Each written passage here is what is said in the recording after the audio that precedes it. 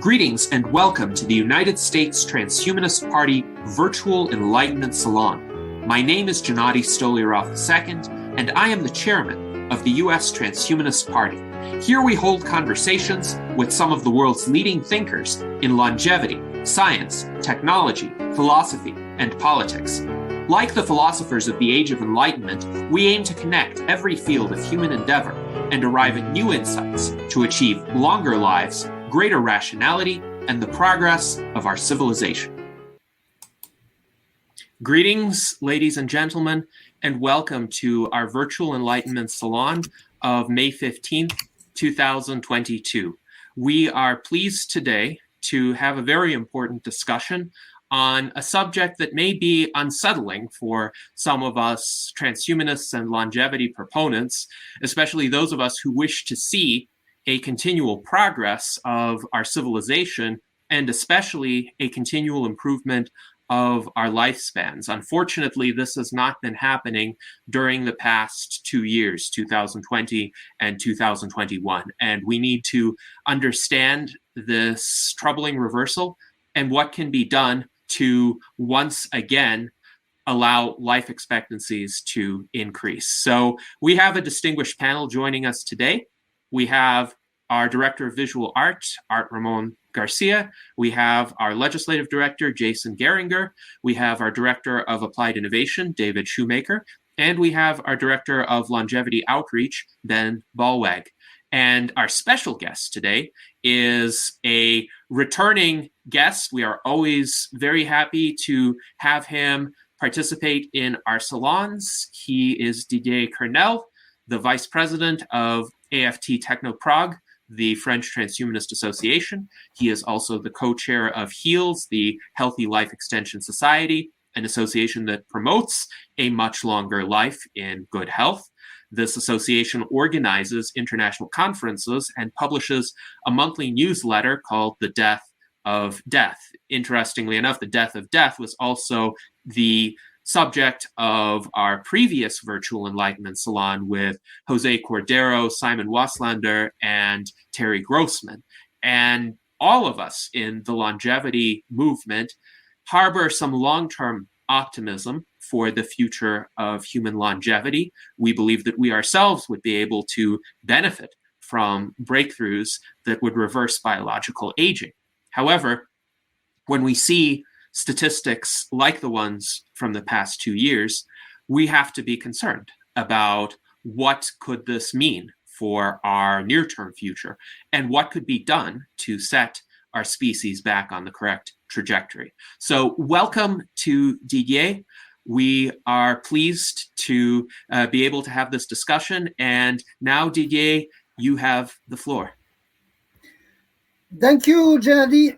And first I want to say especially thank you for being, let's say, the first organization and you, Gennady, the first person asking to speak about this subject during a conference and during a meeting. So I think this is very positive, because I was afraid that transhumanists would directly say, yeah, it's better not to speak about this. Okay, now let's speak about evolution of life expectancy, consequences of the COVID-19 at the world level. First, facts and interrogations about the decrease of life expectancy.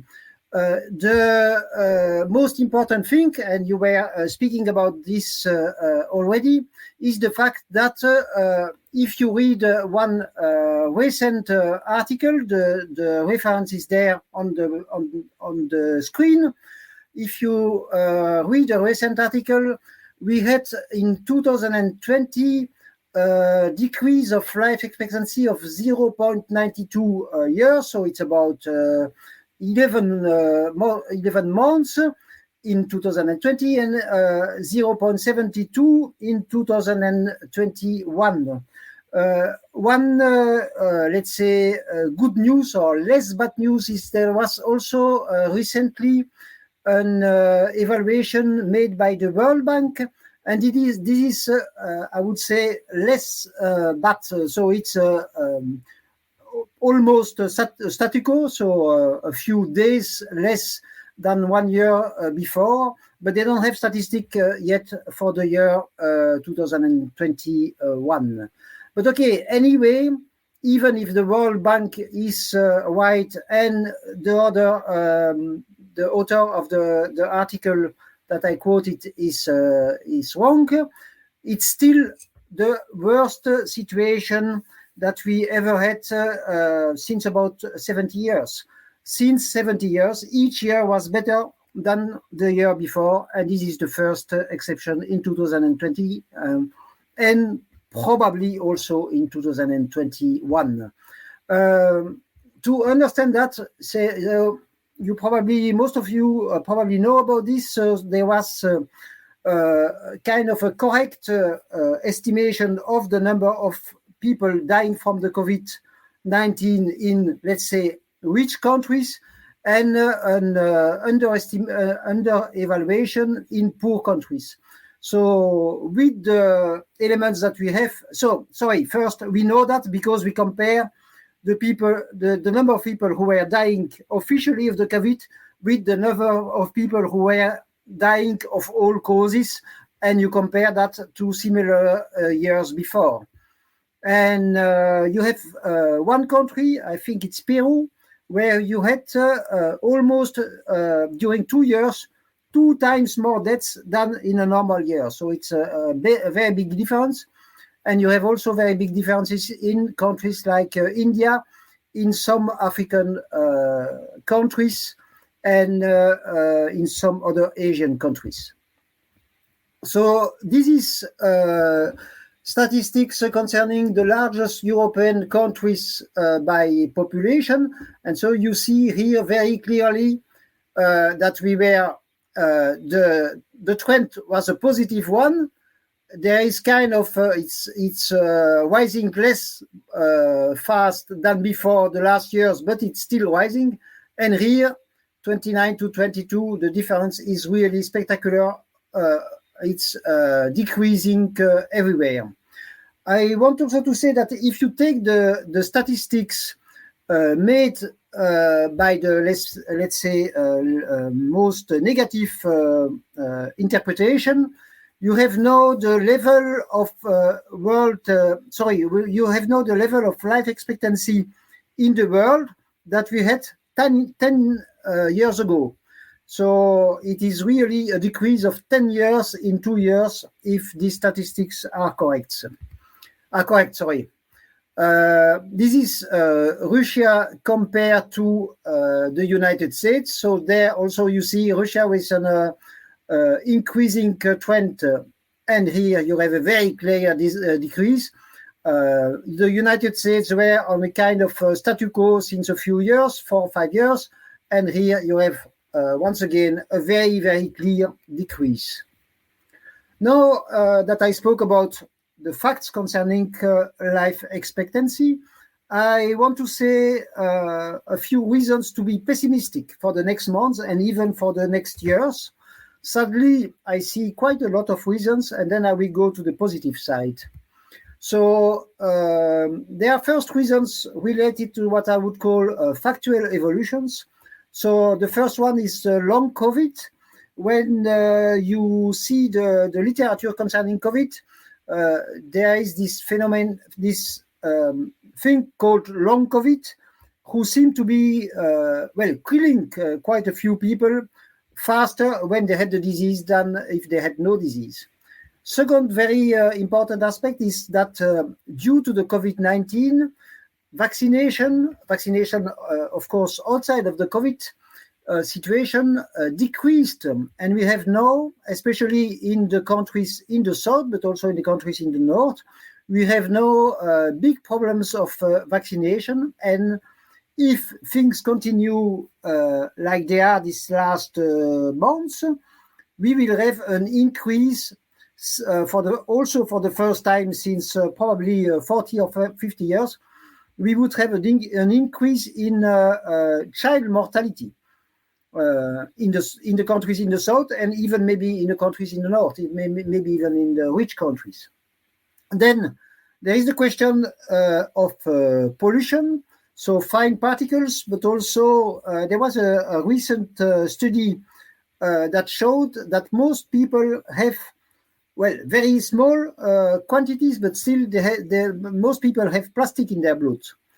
And then also last important aspect is the fact that since now 20 or 30 years, there is no progress concerning the life expectancy of super centenarians. So we have more people reaching 60 years old, 70 years old, 80 years old, 90 years old, 100 years old, but not 110.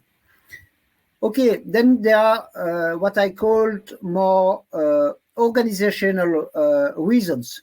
Maybe the first one is about this fact that we even don't know what is the life expectancy in the world.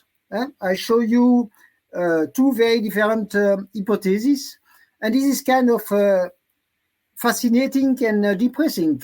Well, the fact that we even don't know what is happening globally for an indicator as simple as death, well, I mean good life in good health, the level of wealth, many of these questions are complicated, but the fact to know if you are dead or not, it's in 90% of the cases very clear. So why is it impossible to know about statistics concerning life expectancy? Sorry. Then there is this aspect that I called, and I could speak also about this complexification of the world. So with new technologies, many times in place of making things simpler, we are making things more complicated. It's bureaucracy, but not bureaucracy only in public administrations. Bureaucracy everywhere, laws for everything. And let's be honest, if you have the choice between opening the door with your hand or turning on the light with your hand or using IT, and you absolutely need to open the door, you absolutely need to turn on the light, what will you choose? You will choose the old way because it's more reliable. And because when you use the IT, you are never sure it will work. Then there is all these questions of, I would say it's three categories that are close together. So the fact that the society is more complex, one of the things is that we have a lot of people doing at what I call washing, green washing, democratic washing, social washing, ethics washing. So telling things that are not true. And why? Probably because telling things has probably never been so easy compared to doing things. Well, doing things is easier than ever. Telling things is easier than ever, but it's even, I mean, the facility to make websites, to make big declarations, to make false declarations is increasing faster than the capacity to do things. And then the last aspect is all rules related to patents, to IP, and also to privacy rules. I have no time to tell why, but I think these aspects are actually very closely, the questions related to privacy and the questions related to IP are very closely related and are, in my opinion at least, making things more complicated. Now, reasons to be optimistic for the next months and years. Well, there are quite a few reasons, good reasons, of course. Well, I mean, happily. So first, there is a diminution of the mortality due to COVID-19. There are therapies, better therapies than before. There is better vaccination than before. We know in general more how to handle it. And concerning the statistics I was telling you, it seems that at least for the last months of 2021 and probably also for the first months of 2022, the number of deaths is decreasing. There is also kind of a rebound effect. So the the people who had to die, between brackets, died already, and so the people who are alive now, they are stronger, and so life expectancy can rise again. We have, of course, more scientific knowledge than 2 years ago. We have more therapies in general than 2 years ago, and we have still progress very fast in artificial intelligence, and also, but still less fast, but also progress in medical AI. Okay, then organizational reasons to be optimistic. We learned how to work online, and this is probably the most spectacular, one of the most spectacular positive aspects of these last 2 years. Is before people didn't want to work online. For many people didn't want to work online. Now many people want to work online and are used to. We are more interconnected than ever, also related to this work online, absolutely necessary. Another point very important for me is that life has never been so precious culturally, especially concerning old people. This was one positive aspect of COVID-19. We decided that life of old people was an absolute priority. And maybe last aspect is that we know that technological progress and life expectancy progress are not necessarily linked, and we are there to learn about this. This is maybe good that it happens with kind of a minor, in some aspect, epidemic. It would have been worse, of course, with a worst epidemic. Now, ideas for actions to increase life expectancy again, or to increase life expectancy, well, to start again, we don't know precisely if it is decreasing or not. So I used to think that enough money, enough scientists, and enough will to progress would be enough to have life expectancy rising, and to have one day what I call, and what some longevists call, immortality, so living without aging. And I used to think that a Manhattan project, a moonshot project, and public money, and considering science for health as a common good would accelerate, but were not absolutely necessary. I think that after this COVID crisis, we need absolutely some of the following elements. We need absolutely, well, maybe we don't need all of these aspects, but I will say some of these aspects are absolutely necessary, and all of these aspects are for me, but after that it's for the discussion, of course, are for me useful. So let's talk more concrete work for research, especially on health, resilience, and longevity. So at the moment, for example, you have many startups, many organizations speaking about longevity, but very often not doing really experiments on animals, experiments on humans, clinical trials, and when there are trials on mice, it's not really trying on the lifespan of the animals. They are killed before the end of the experiment, and clinical trials on people. We are still waiting for quite a lot of these trials. For example, the famous TAME study, metformin study, to see if it is working, if metformin is prolonging life. It's in the pipeline since, I think, 7 years, and it's still not there. We need less bureaucracy. I spoke already about this, and once again, bureaucracy is not only public, coming from public services. Less useless jobs, less advertising, and more work for the public good. We need less obscurity. Here, I don't have time to go into details, but once again, for me, all aspects related to privacy are one of the big sources of difficulties to understand this epidemic and to understand how to work further for longevity, and to understand big data for longevity. So less obscurity, less patents, more knowledge sharing, and more transparency. Well, that's another point that I would that where I could speak for hours, but a little bit out of the scope, but still less conspicuous consumption and more focus on, once again, health, resilience, and longevity.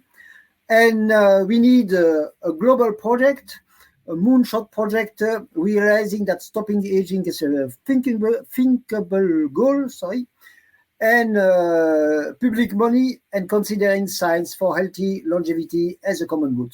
So for me, but now the discussion will come, of course, but for me, these are the points, not all of them absolutely necessary, but some of them absolutely necessary, since we know now that money plus scientists plus goodwill is not enough to have life expectancy rising, even in our beautiful world where we have so much access to knowledge, to scientists, and so on.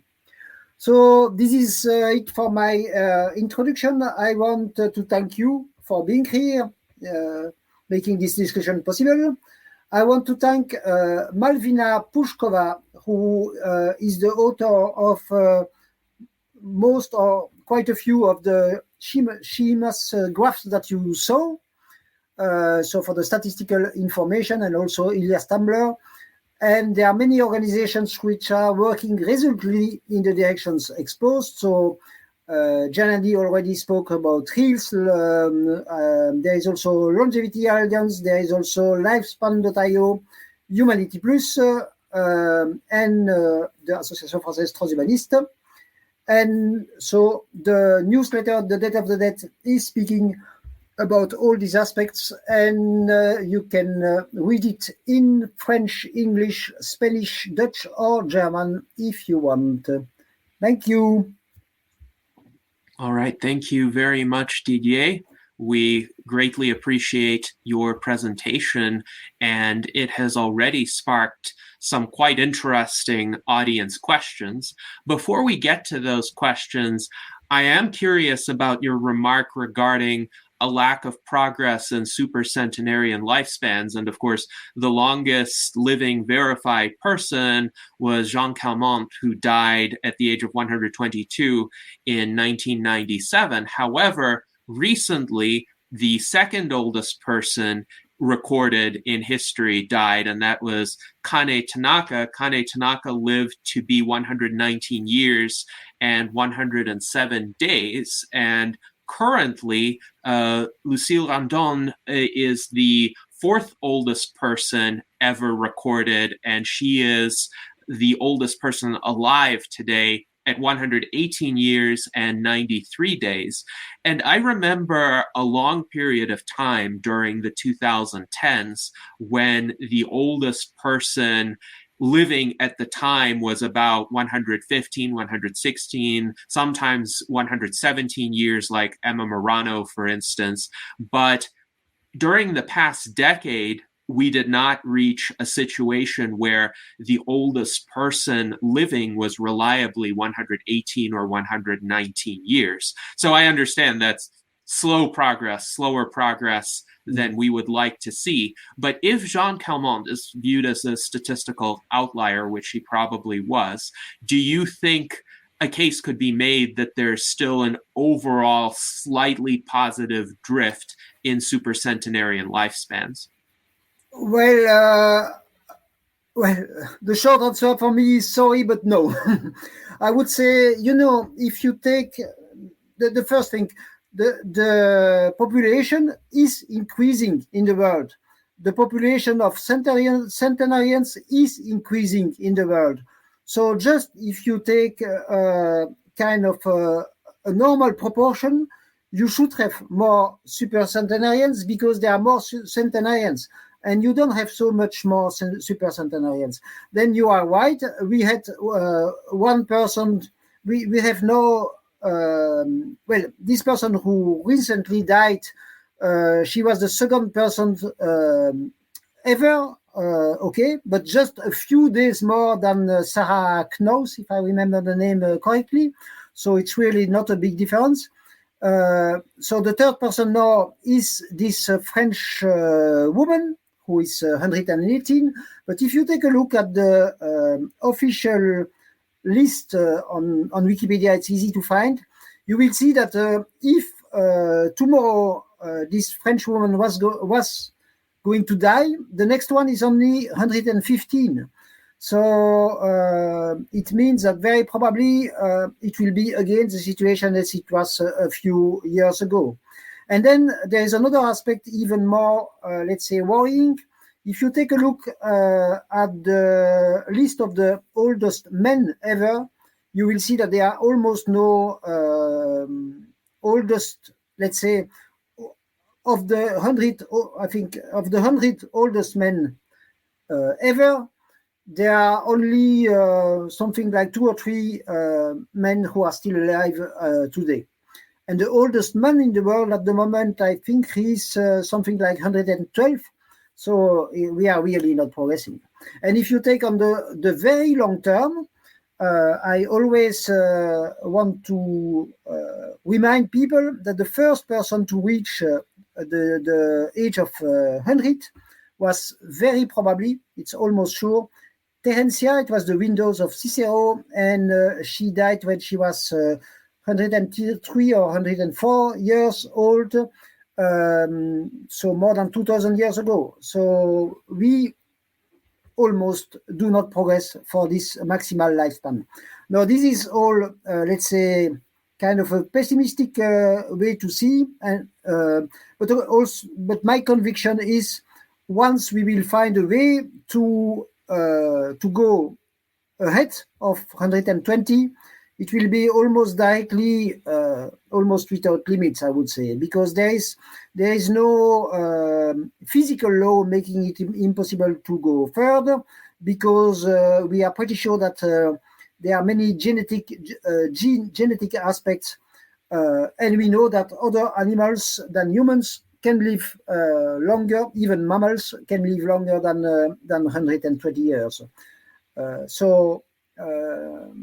But concerning the situation of the supercentenarians now, no real progress since Jeanne Calment. Yes, thank you, Didier, for that assessment. And I have to say that's quite a reasonable way to view the situation. By the way, the oldest man alive today is 12 days away from being 113. So I hope he reaches that age. But the oldest man ever recorded was Jérôme Kimura, who died on June 12th, 2013, and he was 116 years and 54 days old. I wish we men. By the way, he was I always thought that the oldest person in the world was always a man. Always a woman, but this man was once the oldest person in the world. That's the exception. Otherwise, it's always a woman. And that was remarkable because Jérôme Kimura was interviewed a few years before he died, and he said very explicitly he wanted to keep on living. He wanted to live for as long as possible, and he practiced a healthy lifestyle. He was encouraging others to do that. And I think a lot of people mistakenly believe that as people become older, even today, as they become biologically frailer, they don't want to keep on living. That's not true for supercentenarians. Most supercentenarians will tell you they want to keep living for as long as possible. So it's unfortunate that there seems to be this asymptote in terms of maximum lifespan today. And what you're saying, Didier, is that because of the increase in global population, we are seeing an increase in the population of supercentenarians. So it is just probabilistically more likely that a few more of them are going to survive to kind of the asymptote itself instead of dying before reaching that level. Yes. Sorry to interrupt you. More precisely, we are seeing a very clear rise in the number of centenarians, which we are not really seeing a rise in the number of supercentenarians. That's also one, let's say, proof that sadly the maximal lifespan is not rising. Well, when I see no rise, it's almost no rise.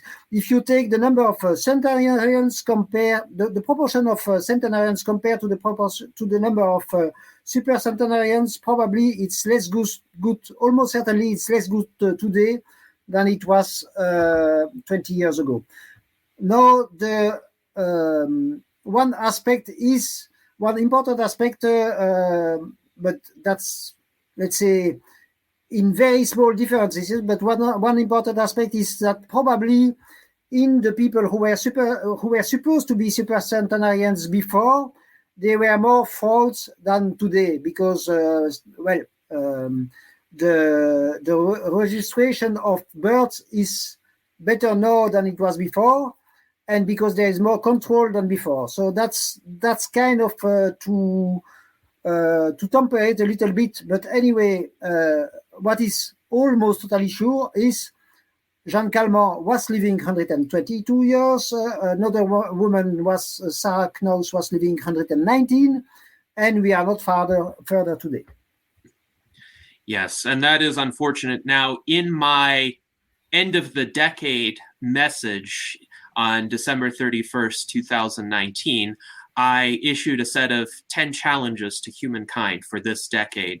And one of the challenges was to reach, for one person, at least one person, to reach a lifespan of 125 years. And unfortunately, in order for this challenge to be satisfied now, mathematically, Lucille Randon has to survive.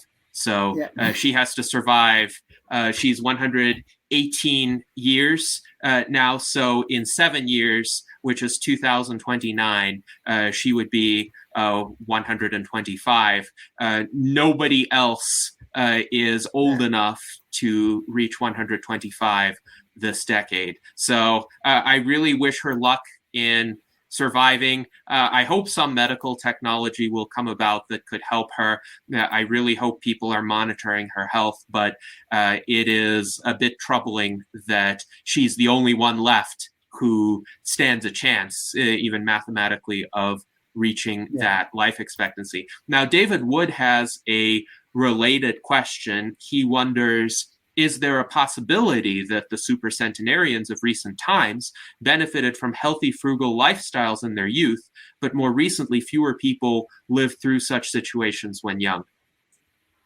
Well, I don't think so, because you still have many parts of the world where people are, let's say, forced to have a frugal life.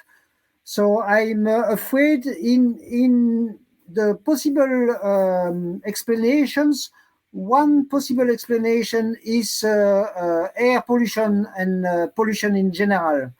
And if this is the case, it could be, for example, I don't know, I was speaking about plastic in the blood, but there is also fine particles.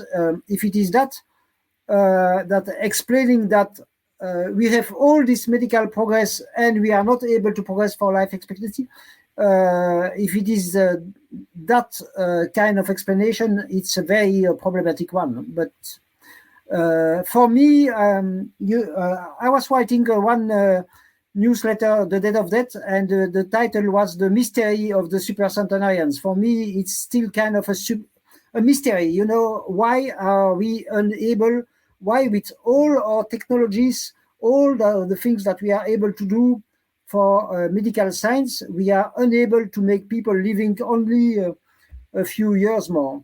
Don't know. And also, by the way, not only for humans. If I give $20 billion to David Sinclair, Aubrey de Grey, and the best longevist scientists for longevity in the world, and I give them 20 old rats, these rats will very probably die before they are 4 years old. Well, 4.2, I think it's the record, the maximum. So even for rats, maximal lifespan is still the maximal lifespan.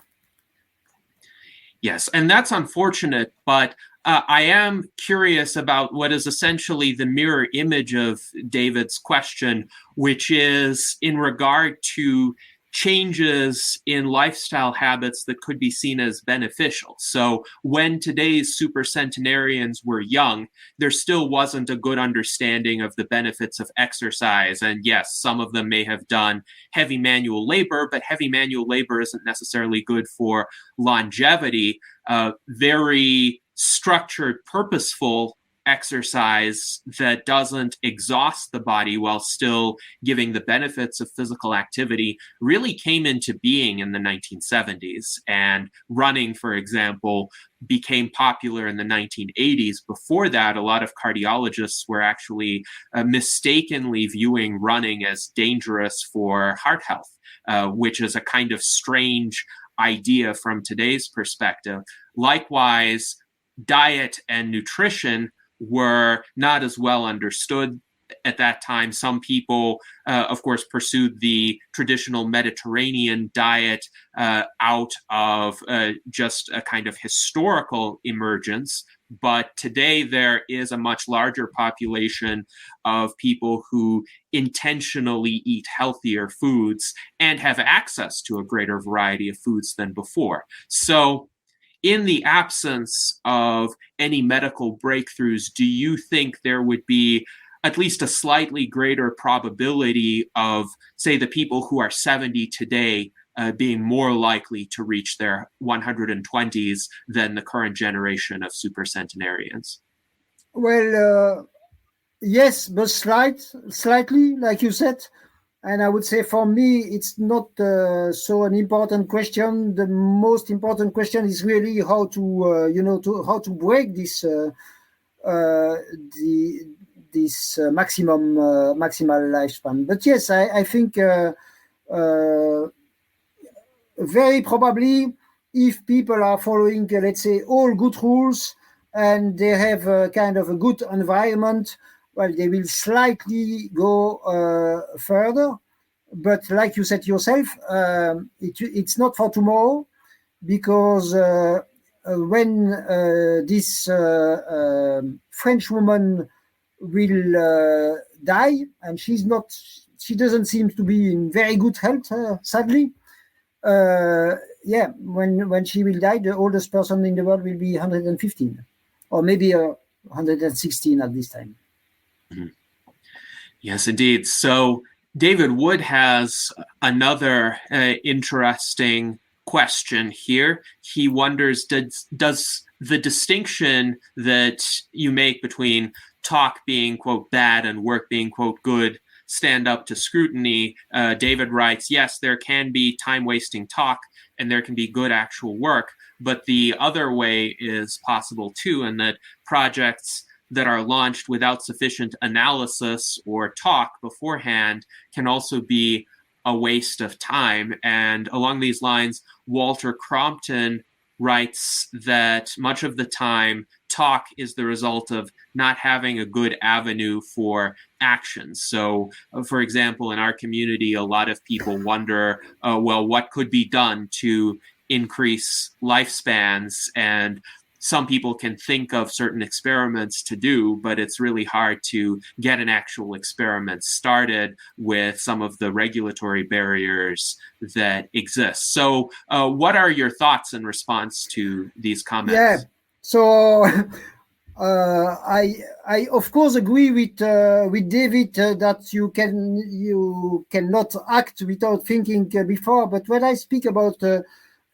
too much talks, is especially I don't know how to explain it, but it's like if we are adding layers to layers about for many discussions, and if we are adding legal discussions to scientific discussion, and then privacy discussions to legal discussions, and so on. So of course, discussions concerning how or discussions is maybe not the good word, but theoretically thinking about how to defeat aging and which avenues do we have to follow are important.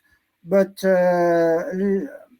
for me, there is. But I'm curious if the analysis, if what David is thinking is not the same. But for me, there is no doubt that even in the longevist community, the time that we are using for, let's say, organizing the organizations, creating new organizations, studying how to have the best startup and so is and plus all aspects concerning what I call bureaucracy is far exceeding what should be what is reasonable, and also really far exceeding the time necessary to make the experiment themselves. So I will give one example that Walter very well know, and also it's now, I think, 3 or 4 years ago, or even more, at least 3 years ago, that I gave, well, quite well, not I will say that I gave $100,000 for support one experiment concerning epigenetic age and measuring what people are doing for longevity to Josh Mitteldorf to start an experiment. And we still don't have the ethical authorization that's called IRB in the United States and in Canada. We still don't have this authorization, and there are people who were already working for this full-time, weeks and weeks. And I can tell you that in in Europe and in the US, all these aspects are taking many, many years. Actually, I was surprised that the situation seemed to be even worse in the US than in Europe, because the US is supposed to be a little bit less bureaucratic, but yeah, it's incredible. I always give also this example. If I am looking at the people walking in the street, of course I'm allowed to do that. If I'm taking a look at the people walking in the street to analyze how they age, to analyze, to understand why they are year after year walking with more difficulties, and I don't ask their authorization, and for the rest, they don't care because they even don't know about that, I'm doing something against the law. Bureaucracy in a totally crazy way. But this is only one example. I could sadly multiply the examples. Mm-hmm.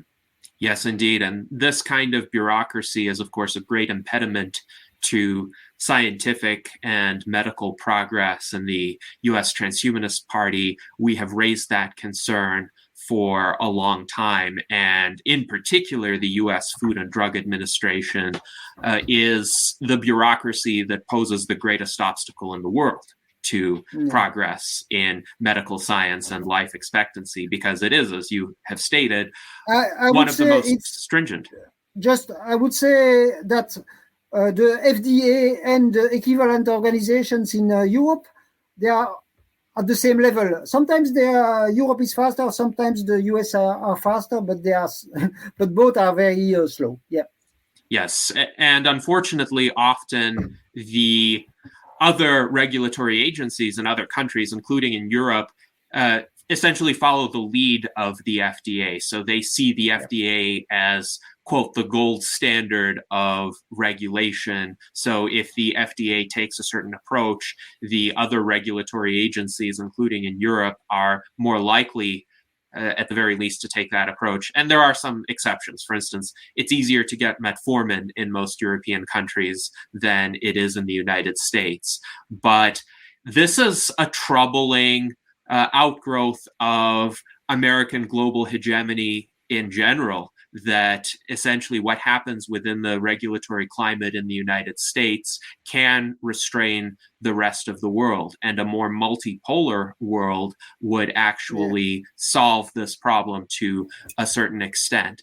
Now, I want to pose this question from David Shoemaker, who wonders, is the central issue to turn worldwide attention to a focus on longevity. And David, please feel free to elaborate if you have more to say in this regard. I do, actually, especially in light of current events. I think it may be harder to grab worldwide attention on any particular issue with, in my assessment, us moving away from a focus on globalism into more of a different geopolitical influences that need to be multilateral. So if the central issue is to turn worldwide attention, perhaps we're in not a better place than we were before the Russian-Ukraine war. Your comments? Sorry, I didn't get. Well, I will try to answer, but I'm not sure I got the end of the question. Anyway, of course, one of the important things is that we have to make, let's say, stakeholders and people understanding that aging is the cause of most diseases, and that it's possible to that it's probably possible to stop it. Of course, the conflict, Ukraine-Russian conflict, so the invasion is slowing down many things. And I wanted to say also in, let's say, my disappointment, because here normally we are going to speak more about COVID-19 and the consequences. One of my disappointments concerning COVID-19 was the fact that even when the people do understand that COVID-19 is killing mostly old people, so that it is a disease related to old age, well, it's like if they don't understand that we have to fight against aging, let's say. That's kind of a mystery, and I was hoping that, and I was not the only one, many longevists were hoping that it would be clear after a while, and it's still not the case, sadly. I also want to say something about, Gennady, you said, you were speaking about US having the lead. Actually, concerning all the questions related to privacy, it's more Europe who has the lead, and I would say not in a good way, because it's one of the consequences is that, especially for COVID-19, but also for many other aspects, is that it's becoming increasingly difficult to have scientific data shared and to have access to scientific data. And I want to say that normally in the law, in the GDPR, the famous GDPR, there is an exception for scientific research. So there is normally no obligation for citizens to agree about sharing their health data when there is a scientific goal. There is also theoretically no obligation when there is a public health risk. But the fact is that now, in Europe and actually in many countries, access to statistical information is becoming increasingly difficult because of privacy, but also because of people selling their data. And it's I would say, two parts of the same problem. Because people are afraid to share their data, their health data. This health data is something with more value. Because it is something with more value, people will more try to sell it, and so on and so on. And when the people are more trying to sell it, people will be more afraid. So it's kind of a vicious circle. And for me, one solution would be, okay, health data is a common good, and we use it for scientific reasons. And one thing I was forgetting in the positive aspects, but it's only in one part of the world. But in Europe, there is no document let's say, a project of law, you could say. It's not the legal term, but it's a fact. It's a project of law made by the European Commission and called Health Data Space. And there, this is going in the, I would say, in my opinion, the perfect direction. First principle, citizens have the right to have access to their health data on an electronic form. Second principle, all this health data has to be, let's say, with interoperability. And third, very good principle is it is allowed to use this data for science, but it is prohibited to use this data for something who is, let's say, who had bad consequences for the citizens themselves. So this is going in the perfect direction. The problem number one is, once again, bureaucracy, and maybe the way that people understand democracy today. People understand democracy today something that has to be slow to be more democratic, and I don't think that is true at all. That's almost the other way around. You know, if people want something, they want it today, and this is less democratic if they receive it in 3 months. But of course, you have to think about. Coming back to what David said, okay, of course, we don't have to decide tomorrow, but the situation when all decisions, especially in countries like Belgium, all decisions are taking months, years, and so on. It's not useful for democracy. Mm-hmm. By the way, one small anecdote, maybe white. So in Belgium, there is one thing called official journal. The name is Moniteur Belge.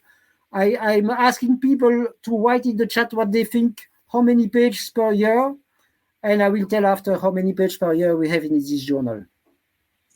Interesting. And yes, I completely agree. It's essential to give people ordinary individuals the assurance that their health data would not be misused to discriminate against them or to generate profit for third-party entities that they may not even be aware of, and yet to allow that data to be used for research purposes that benefit humanity more broadly, and how we give that assurance to people who are often cynical these days because of the behavior of various third-party entities who may lead to, for instance, higher health insurance premiums for certain individuals, or who may even lead people to be denied care under certain circumstances. How do we alleviate those concerns? That's a very important question.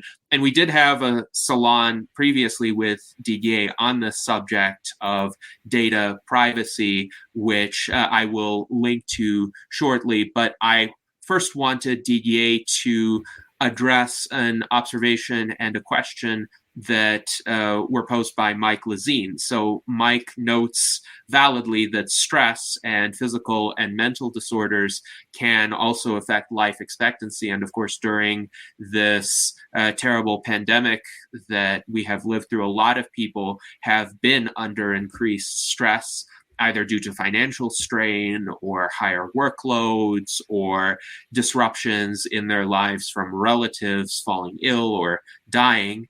And Mike also wonders, what about studies of the decline of life expectancy due to living below poverty? So could that be a contributing factor to the statistical declines that we've seen if this pandemic has caused some people who might have been formerly middle class or lower middle class to dip below the poverty line?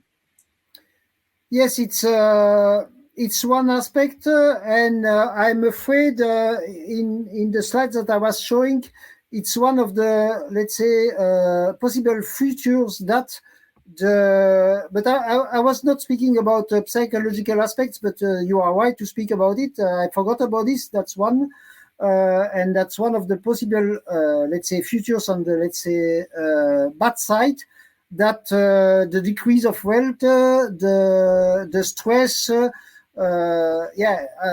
create a kind of a snowball effect where people are living less good and shorter lives. One thing, there were quite a few studies concerning it's not stress, but people killing themselves, suicides, and it seemed that at the beginning there were no more suicides. So once again, it's more something coming after 1 or 2 years, or certainly not during the first months, because during the first months, people are, they are stressed, but they are reacting in a good way to stress. And after a while, it's too much stress and there is accumulation. So yes, sadly, you are right. Even if I don't think that there are many studies on this, but it's one of the aspects. And decrease of wealth, decrease of well-being, decrease of happiness, I would say. Yeah. Mm-hmm. Yes, indeed. And we have a comment from Chris Calkins, who writes, we need to get our arms around the suicide rate problem. And this relates to your comments just now. So Didier, are you more concerned about the suicide rate rising now as compared to the early pandemic because of what you mentioned, that during the initial stages, people have essentially more of a reserve of resilience to deal with these kinds of stressful situations. But if they're under that situation for years, then that reserve gets exhausted. Well, I think it's one aspect, but I don't think it's a very important aspect. And also, I was, that's again strange. Coming back to sometimes the problems to have statistics. Once again, in my country, Belgium, for example, the statistics concerning suicides are coming after years. How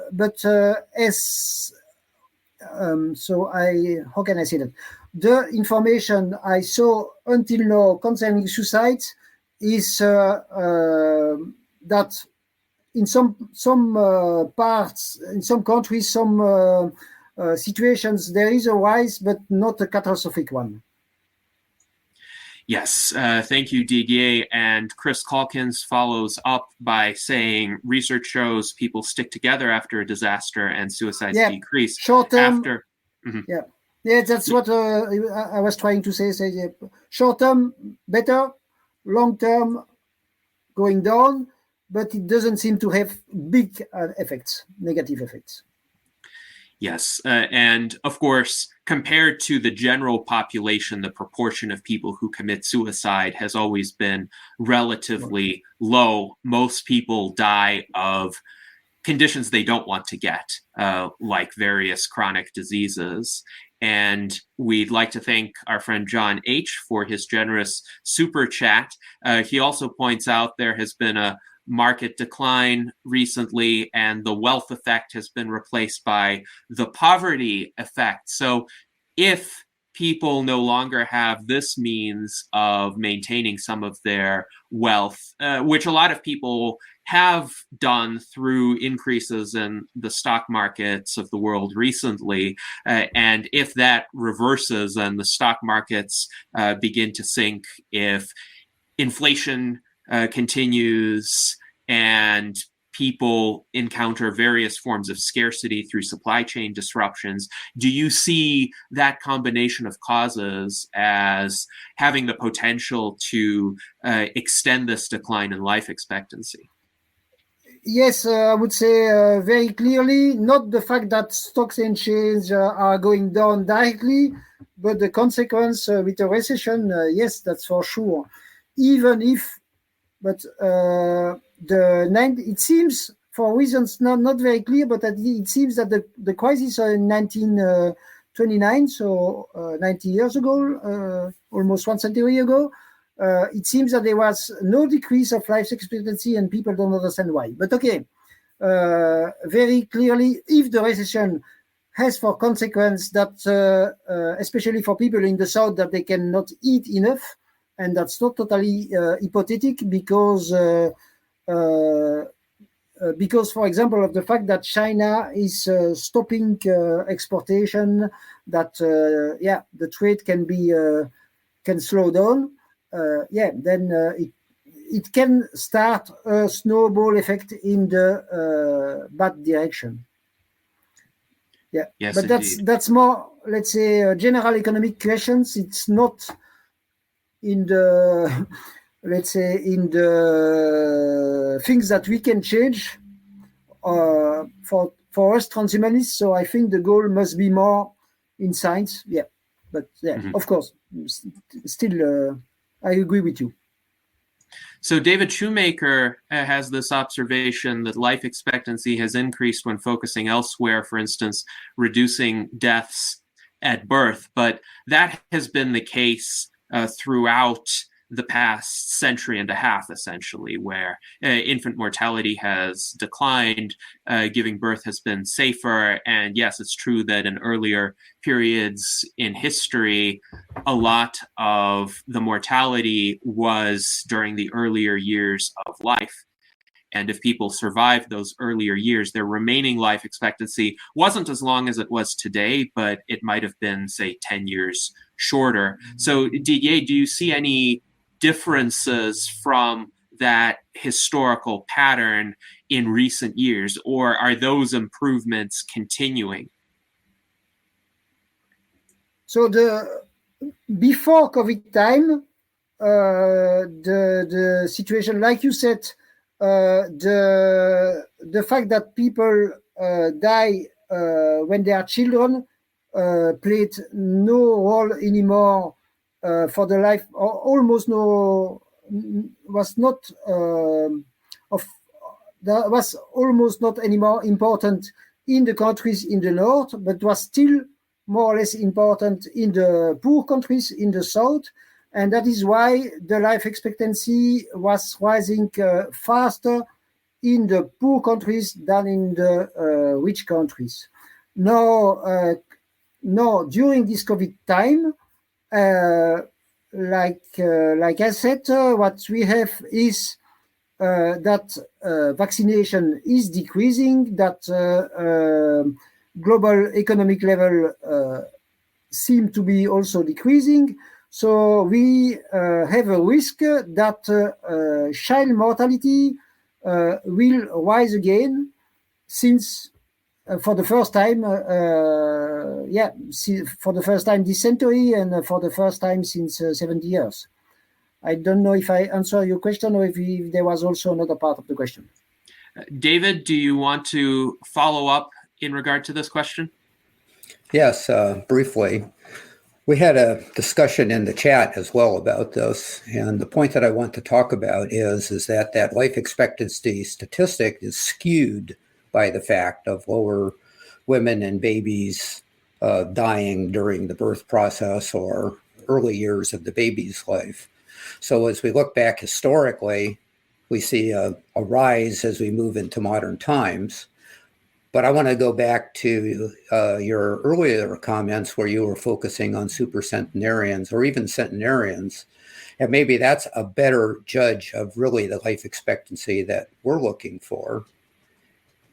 Politicians, that's an area that the USTP is very interested in, tend to look at statistics, and they can be misled by statistics. I think people in this movement understand the statistics, but somehow it can be skewed outside of this. So I think you're on the right track talking about centenarians, supercentenarians, and using that as a better guide. That's really what I want to say. Okay. Yeah. Thank you. Yes. One comment. So I said the number of supercentenarians is not rising, but before the COVID times, what was positive is that the life expectancy of people reaching the age of 60 or 70, this life expectancy was still rising, except in the US, but for the rest, it was still rising. It was rising less in Europe than in other countries. It was rising more in in some Asian countries China, Japan, Korea, South Korea, and so on. Yeah, but it was still rising. But now, once again, it is very probably stopped, but we don't know for how long. And of course, we hope not for long. Yes, I definitely hope so as well. The US is, of course, quite a unique situation because in addition to some deleterious cultural factors that don't exist as much in Europe, I would say a culture of reckless risk-taking and substance abuse among middle-aged males in particular. Yeah. The US has not done as well in terms of life expectancy as other more advanced economies, but hopefully one positive trend over the course of the last decade is that the abuse of opioids has largely been curtailed through better prescription practices. So maybe that is going to help. Now, I wanted to pose a question that David Wood wrote. He stated presumably some medical trials go ahead with their institutional review boards being agreed much more quickly. For instance, the recent COVID vaccine trials, which were relatively quick by FDA standards, not quick enough in my view, but much faster than most of the trials that the FDA oversees. So he wonders, what is the difference in those other cases where the approval seems to be so protracted, even for something like Josh Middledorf's study that seems to be very safe to undertake? Well, first for Josh, sorry. I thought you were saying for TAME study, because for TAME study, it's not a problem of IRB, it's just a problem of money. But for me, it's strange. It's still strange that it's about $30 million. Well, I mean, for one state, or even for some billionaires, it's kind of small money. So I really don't understand why. Concerning the example that I was giving for Josh Mitteldorf, I think one big problem is that for big organizations, they know how to do it. They have lawyers, they have people who did that already. So it's easier for them to follow the rules. And also on the other side, the people who are working for the IRB, they had already contacts. So but then why was it going so fast for COVID-19?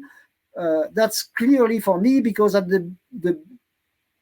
some time of the epidemic, people were very afraid that it would kill even more people than what happened.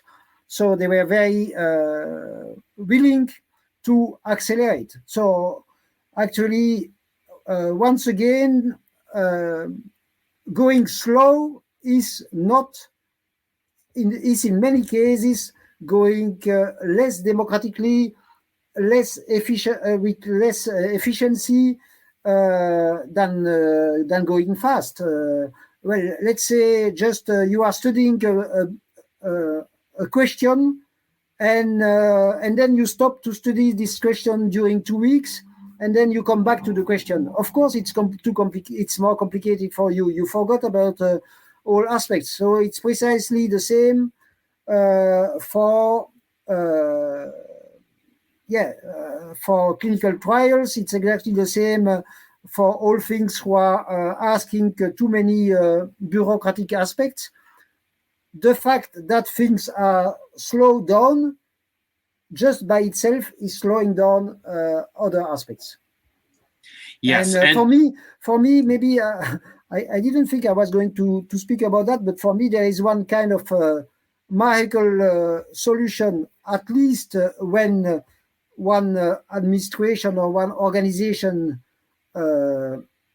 is competent, is to say, okay, you have to decide in French, that's délai de rigueur. I will Google that to find it in English, but it means that you have to decide, for example, within 1 year or within 2 months, and you have no way to escape this. And if you don't decide, that's a system that works in France. When the administration, in many cases, when the administration is not deciding, they are supposed to accept. So they have good reasons to work really in time, because otherwise they are unable to refuse. So this system, when there are rules, you are obliged to answer in X days, X months, and so on, should be, especially for clinical trials and especially for everything concerning health, for me, an absolute obligation. Yes, and there are actually some bureaucratic systems that I'm familiar with which have those kinds of rules in place, mandatory response timeframes, or what are called deemer provisions, where a proposal is deemed approved if it's not disapproved within a certain time period. Yeah. But I can completely understand the challenge that a bureaucrat or an official would have if that person is tasked with reviewing more proposals than perhaps is possible for a single mind to process, and then the actions on those proposals are intermittent, as you said. There may be questions posed and then a response several weeks or several months later, and that person has to once again shift their focus toward that particular proposal, but that person may be reviewing tens or hundreds of other proposals. So I would say it's not really a problem of democracy, it's a problem of bureaucracy, which is quite a bit undemocratic, I would say. When you put forth questions for a vote, that could also be a time-consuming process because you have to organize the election, but there's only so much that people can actually vote on and process as well. And the vote would be more along the lines of, do we pursue this broadly phrased initiative or do we not pursue it? Ordinary voters just don't have the time or capacity to fully understand the details of a given proposal. Even if the text is placed before them, most voters are not going to read, unfortunately, but that is just the reality. So the bureaucrats kind of stand in the place of the citizenry, and they do have the time, ostensibly, because it's part of their jobs. But if the bureaucracy is stretched thin, if it's understaffed, then some of the same problems emerge, and that could be part of the issue. Now, David did ask about the Josh Middledorf project in particular, and you answered that question. He has a broader question here. What data do we have about the actual causes of delays in useful projects? So you mentioned a few. One of them is that the bigger companies, the bigger applicants, are better able to navigate the system because they have access to attorneys and lobbyists, whereas a smaller initiative might just kind of be stuck within the system because the people running that initiative don't have as many connections within the bureaucracy. They don't know which levers to pull. So would you say that's a large cause of many of the delays?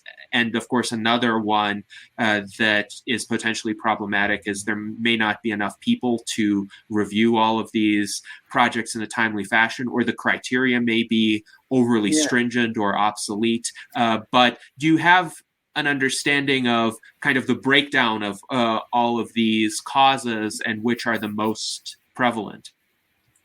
So then, no, I will not speak only about the IRB, but I will speak about all aspects concerning clinical trials. So clinical trials are very slow because, there are three phases: phase 1, phase 2, phase 3. And normally each phase has to be separated. And normally also each phase is taking time. So that's the reason. But so with the COVID-19, we saw that it is not absolutely necessary to have all these stages one after the other, and that we can work faster. Another very important aspect is the fact that the laws concerning, so during World War II, and also during the years 50s, 60s, and even 70s, there were ways to make clinical trials who were, well, during the war, of course, totally inhuman, killing people and so on. But after the war also there were ways to work with, well, for example, people from Africa, and to make experiments without their consent and so on. So now we have very, very, very strict regulations to protect people taking part to clinical trials, and it is such a very strong. There are such very strong rules that even for people who are well informed and who want to take part to clinical trials, this is almost impossible to take part and to accelerate science. So that's one aspect. The other aspect is here we are speaking about diseases related to aging, and because, among other things, because of these rules, and because big companies and small companies do not want to have problems with people having clinical trials and dying, they take almost only young people. So this is also slowing down clinical trials, and of course this is not using for clinical trials the most the people who are the most similar to the people who will take the drugs, old people. Then there is also another aspect very important, not related to delays, but in the US, and also, but more recently in Europe, there is an obligation to publish the results of clinical trials. There is an obligation, but in many cases it's not with an effect. So it is also very much slowing down the process, the fact that there are experiments made and there is no publication, so there are people who will, well, organizations who will start again the experiment. And then, last but not least, because of all these rules, very, very complicated, to test a new drug, the cost is now, the average cost to have a new drug is something between $1 billion and $2 billion. So it's absolutely gigantic. So it means that it's only possible for big companies. So of course it is slowing down a lot all aspects related to clinical trials. That's in short. But okay, and still in short, that means that even if you, generally you are too young, and me, we want to take part to clinical trials also because we are sick and we are well informed and we want to go as fast as possible, it will not be possible. And even if for some reasons we are allowed to do it, there will be problems for publication because we are not following the ethical rules. But for me, the ethical rules, the first ethical rule should be science is there to save lives, and medical progress is there to save lives. So all things being equal, we have to go faster and better. Mm-hmm. Yes, thank you, Didier. And maybe the last thing, one of the ideas that some people have, and it was more in the past than now, it's that scientists are testing them on themselves. And of course, by definition, if they are testing their own products on themselves, they are already good informed. So it could be one of the ways to go faster. But sadly, it's not done a lot. Mm-hmm. Yes, I completely agree with you in your remarks, Didier. And interestingly enough, next Sunday, May 22nd, one of our guests is going to be Liz Parrish, who very famously was patient zero for combination gene therapy back in 2015. She was also our vice presidential candidate in the 2020 US presidential election. So we will receive an update from her, but she was a pioneer and still is in the longevity field because she had the courage to undertake that kind of testing on herself. But of course, not everybody is going to have that degree of courage. And so if that is what is needed for progress, then progress is going to be slower than it otherwise would be. David Wood says, thanks Didier for the answer. The conclusion seems to be we longevists need to become more skilled in the relevant legal and contractual skills. And certainly we could use more people with that skill set in our community. Now, I wanted to ask just to stop. Yes. In some way, I disagree. I sometimes I studied law myself, and but I think I say that sometimes jokingly, but don't ask a lawyer if you have a legal problem. We don't need good lawyers. We need people who simplify the existing rules. And to simplify existing rules, sometimes you need to use no lawyers. But okay, I'm kind of joking, but not entirely. We need laws and rules that the average citizen is able to understand, and we need laws and rules that don't need lawyers to be understandable.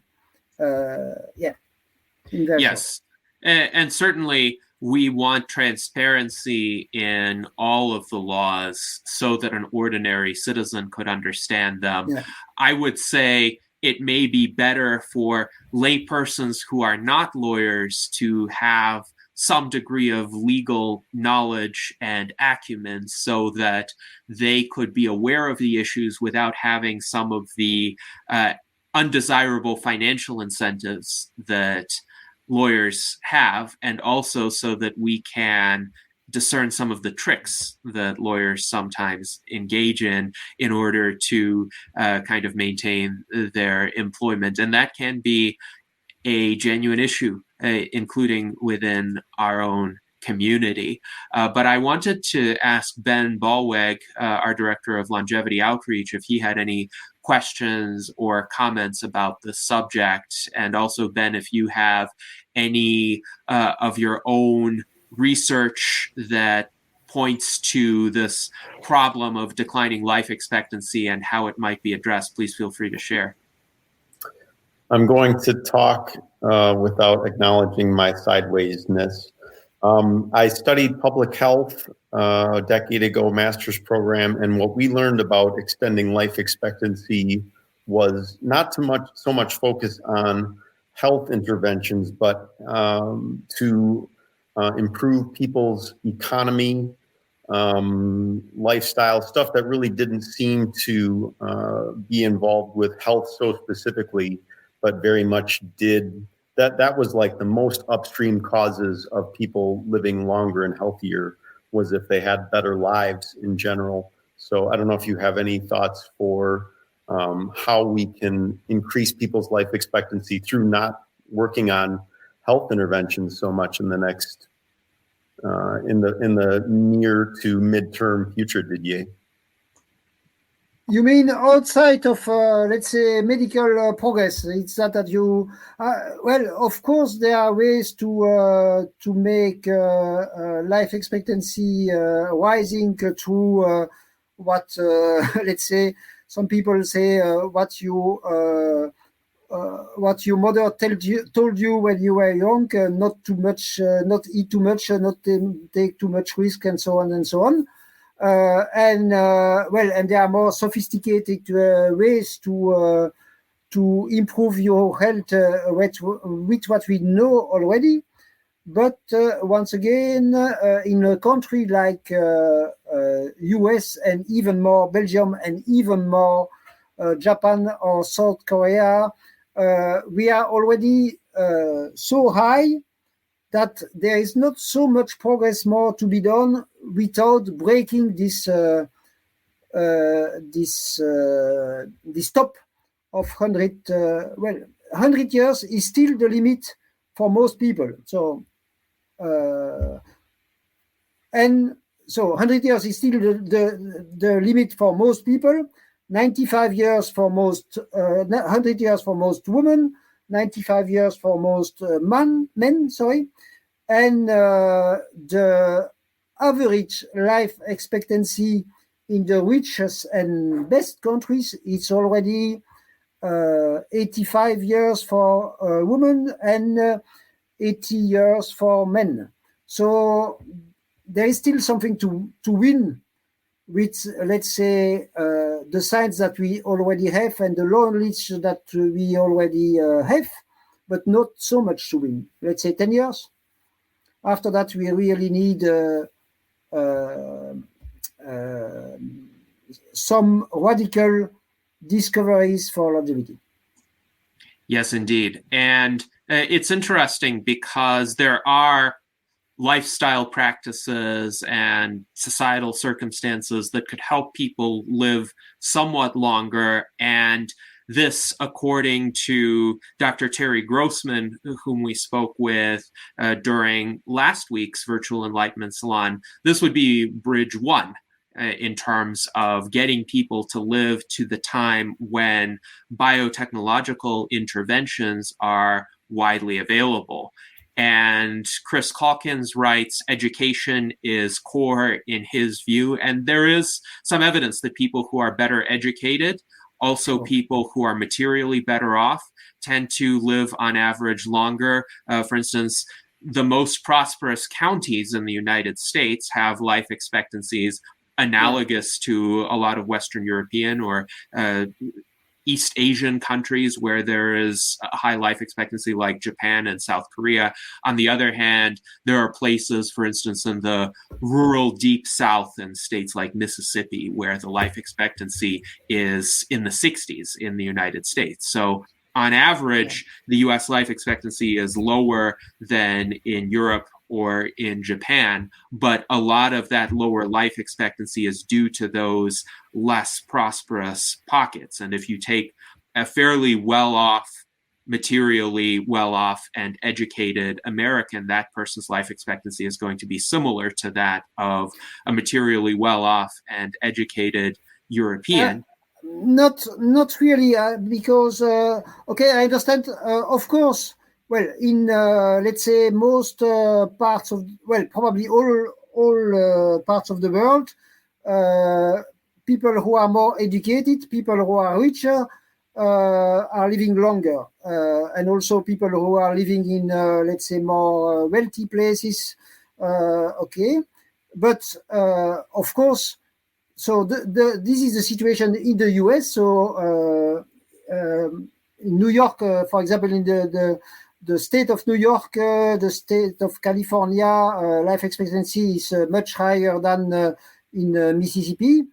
But in Europe, it's also, I would say, almost, of course, the same situation. So, I mean, in my country, Belgium, Flanders, it's richer than Wallonia, and there's people in Flanders live longer than people in Wallonia. And people in the north of France live shorter lives than people in the south of France.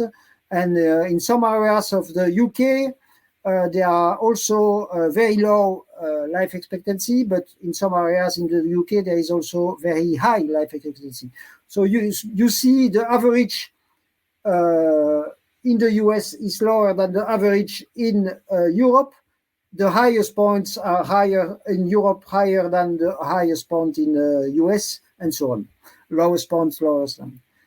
Yes, and it's kind of a very, very a strange situation that the more scientific country, well, the country where the best scientists in the world, the country with probably the best medical doctors in the world, has a life expectancy decreasing. And I forgot to say that in this analysis that I was quoting at the beginning, they say that the situation in the US was already worse than in the other countries, but it's decreasing faster than in the Western countries, because in very short, in Europe, the COVID was very bad the first year, but less bad the second year. In the US, there was bad both years, if I remember correctly. But in either, anyway, it was worse in the US than in the average European countries. Yes, and I think part of that has been due to the politicization of the pandemic and of all sorts of healthcare measures that were taken in response to it. Unfortunately, both of the political parties have essentially co-opted what should be purely a public health question and used that for partisan posturing. And Chris Calkins writes, lack of education killed many Americans. Now, I'm curious what Art Ramon has to say. Do you have any questions or comments? Yes, I've heard like news reports that COVID has caused like reduced sperm production. So is there any concrete data to support this idea that COVID has negatively affected fertility rates, for biological reasons, not socioeconomic?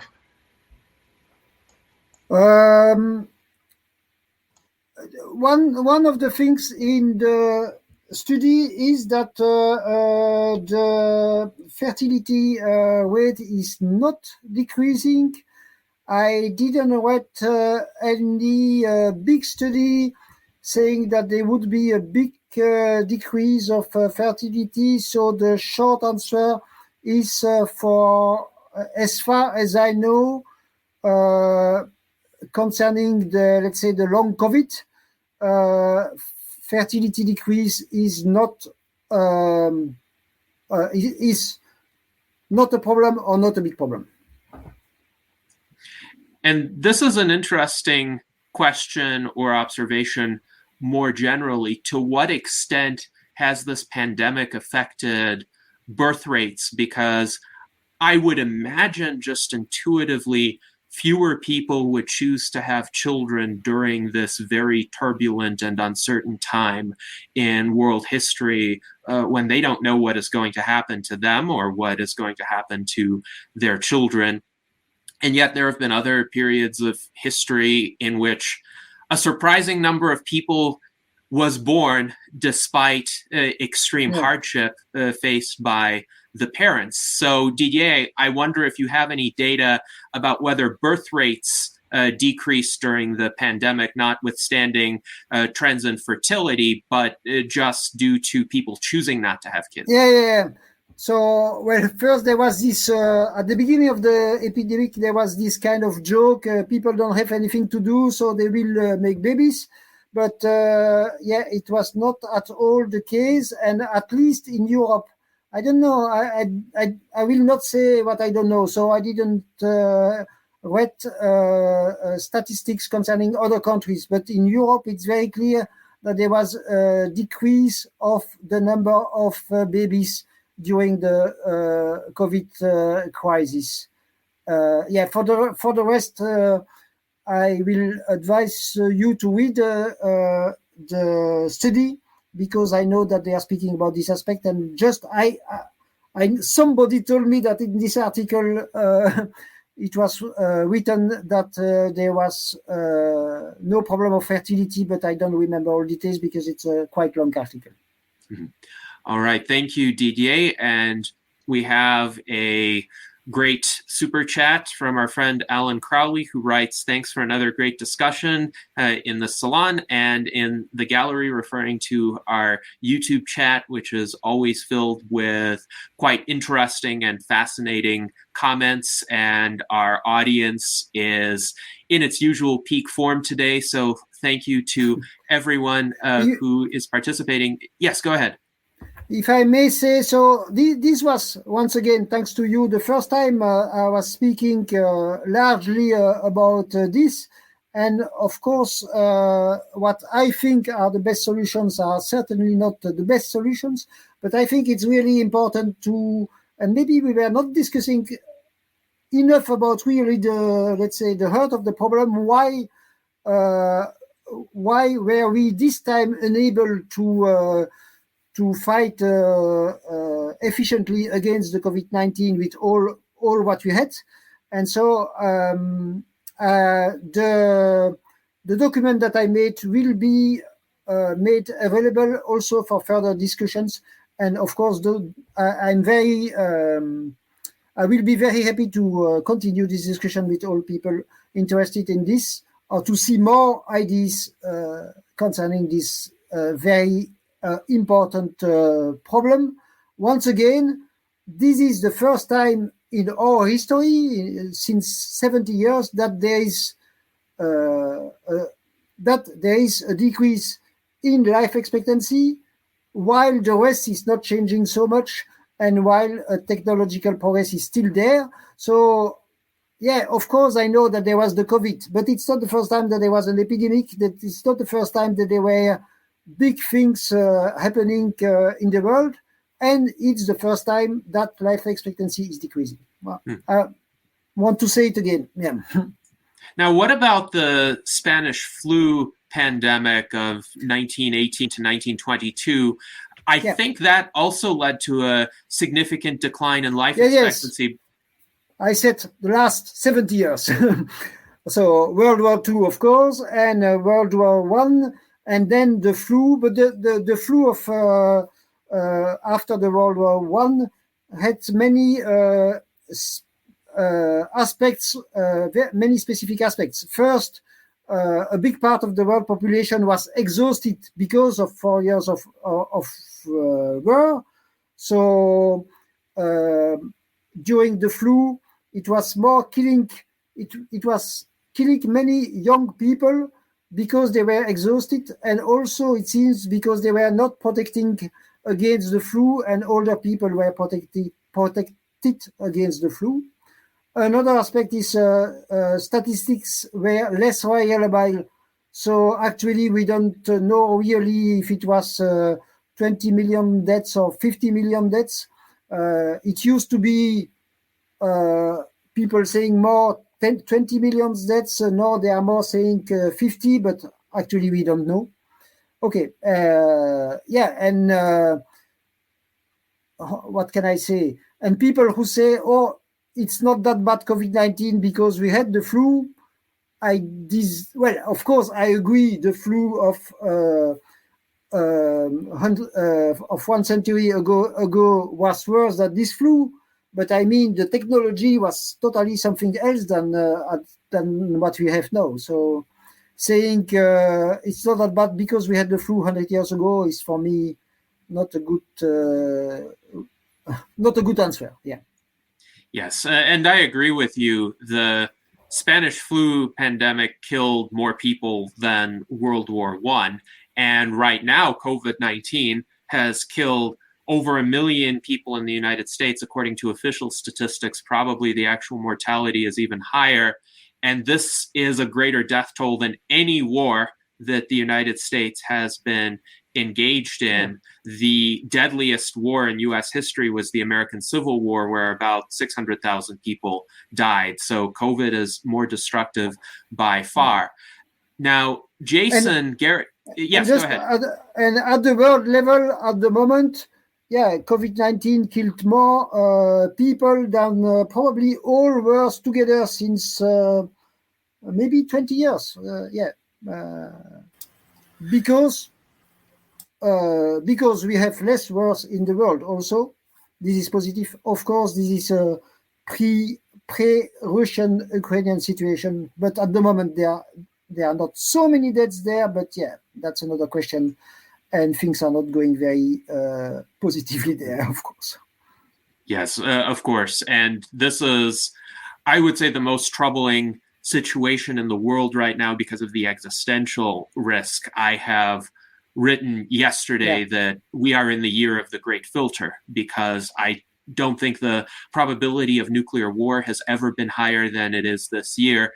And it will most likely never be higher again if we manage to survive this year. But it's true that in terms of the absolute number of deaths from the Russia-Ukraine war, it is in the tens of thousands right now. And that's terrible and tragic, but it's 2 orders of magnitude at least lower than the deaths from COVID. So COVID is still by far the more destructive phenomenon right now. The real risk of the Russia-Ukraine conflict is the risk of escalation.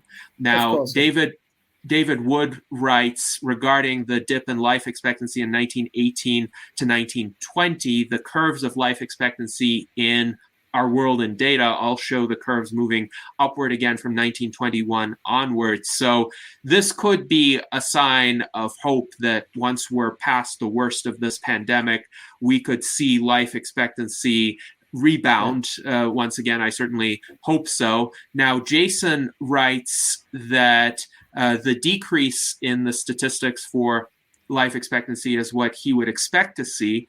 And the fact that we don't see maximum lifespan slowly rising is also what he would expect to see. And he thinks in the future, looking back, he would expect to see a sudden upward rise in life expectancy when effective gene therapies become available. The problem is it's going to take so long before we can see that data.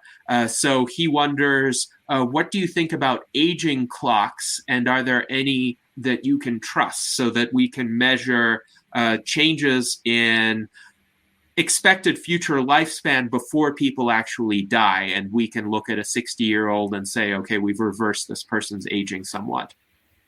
Maybe first, I totally agree with the fact that gene therapies, for me, are the most hopeful aspects concerning life extension.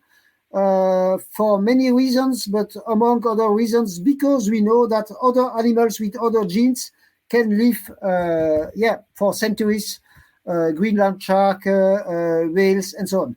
Now, to answer the question, I recently, I suppose many of you know this beautiful website called Fight Aging. And the main author of this website, recently wrote an article saying epigenetic clocks are not, well, it was not what we was writing precisely, but I will summarize in my way to summarize it. Epigenetic clocks are not the solution as long as we don't prove that they are really related to, let's say, physical aging. And I think that epigenetic clocks are something interesting, but they are a little bit too much. For me, it's, again, this aspect of making the world more complicated when it is not necessary. I will explain. We have lots of ways to measure our age. We have lots of ways to measure our age that we know already since centuries. So we have our lung capacity, we have our heart capacity, we have our strength, grip strength, we have the aspects of our skin, we have gray hair like me, and the hair in general, many other aspects. So I'm convinced that if you put all these aspects where you don't need any big technology, where you don't need big technology except to handle data, if you put all this data together, you can see if a therapy is useful or not. And epigenetic clocks, for me, are kind of, let's say, how can I say that? It's a way to measure age that looks great because it's sophisticated, but I'm not sure at all that it's so great. And for example, there was recently, not so recently, but there was recently one sort of clinical trial where epigenetic age was supposed to be back 2 years in 6 months. For me, it's more the proof that this epigenetic age is not correct than the proof that there was a rejuvenation of 2 years. Sorry to say it so brutally, but I don't think that epigenetic age is really measuring the real aging. Jason, do you have any follow-up to that answer?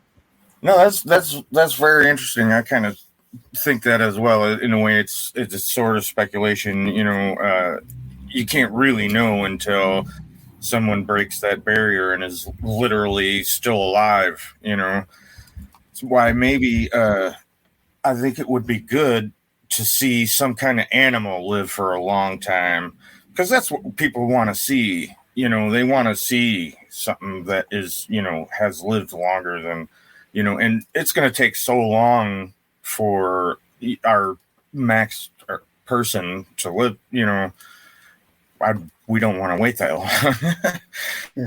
So yeah, if I can interrupt you to go in your direction, like I said already, for me, for example, for clinical trials on humans, but even more because it's quite, clinical trials on humans, if you want, you have to wait that people die, and happily it takes time.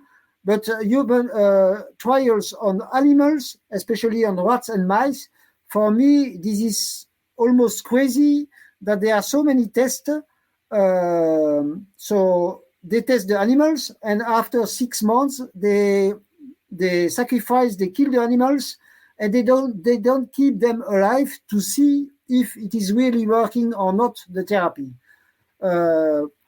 And sometimes, they measure the epigenetic age, for example. And for me, well, let's say, I don't know if it is the good word here, but I like, the sentence, the proof is in the pudding. Well, the proof that longevity therapy is working with mice and rats is just to have mice and rats living longer than other mice and rats untreated. So I don't understand. I will put in the chat the link to the article that I was quoting. And I want to say also, I was asking, but nobody did it. I was about complexity of the world. In Belgium, the official journal with laws is 100,000 pages a year in average. So it's impossible for the citizens to read everything. It's even impossible for lawyers to read everything. And in this 100,000 page, you have probably at least 1,000 pages concerning health aspects. Indeed, that complexity can be overwhelming to laypersons especially, but to scientists as well. I think we have time for 2 more questions in this session, though certainly this ought to be an ongoing discussion. David Wood writes, are gene therapies likely to make the biggest difference to lifespan? And he points out that in the recent YouTube debate between Charles Brenner and Aubrey de Grey, Aubrey actually argued cogently against that view. And I believe Aubrey's argument was we need to have all 7 of the types of damage repair identified in the SENS program taken care of and addressed at least somewhat before we start to see significant increases to maximum lifespan. Do you agree with that statement from Aubrey? I very respectfully, and I'm not joking, disagree with Aubrey for the simple reason that these 7 or 9 causes of aging, they are causes of aging for all animals, and well, for most animals, or at least, and probably, very probably, or certainly for all mammals. And there are mammals and other animals who live already longer than humans. So if you can, let's say, change the genes in a way that the 7 or 9 causes of aging are killing us in 2 centuries in place of 1 century, we reach the goal at least for 1 century. That's the very short answer. But of course, it's not so simple. But because changing 1 gene for some very specific diseases is quite easy. Changing many genes related to aging is, of course, a lot more complicated. But on the other side, yeah, they are very. They are animals who are very similar. I give always the example of a chameleon in Madagascar. There is the shortest living chameleon, living vertebrate, the shortest vertebrate living on Earth is a chameleon of Madagascar, and other chameleons in Madagascar can live for 5 to 10 years, and they are very similar biologically and genetically. So there is not so much to change. But of course, that's the optimistic way to see it. I could go also more in the details. For example, you can also imagine that you don't change a gene, but you find some product who is sufficiently changing the way genes are, let's say, working, and then you also win many years. But I know that Aubrey has this idea that you need to, let's say, to handle all things. Otherwise, we will not, all these aspects, otherwise we will not progress. So I hope he's wrong, but he knows more about all these questions than I do.